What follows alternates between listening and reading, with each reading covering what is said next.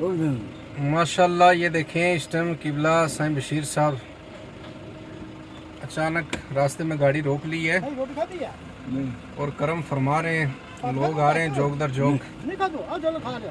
साईं जी लोग देखे ला इन्हें उस तरह दुआ करी ना।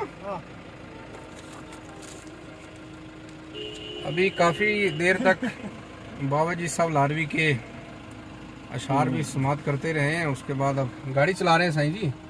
चलाओ चलाओ गाड़ी और इस टाइम अपनी मौज में है साईं साहब।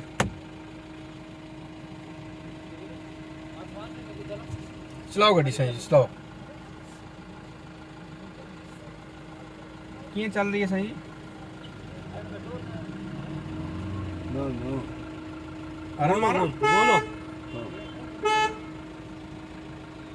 और कहा जा रहा है कि मियाँ साहब की जो है सियारफियाँ वो सुनाई जाएं, उनके बड़े शौकीन हैं। साईं जी दुआ करो ना लोगों वास्ते।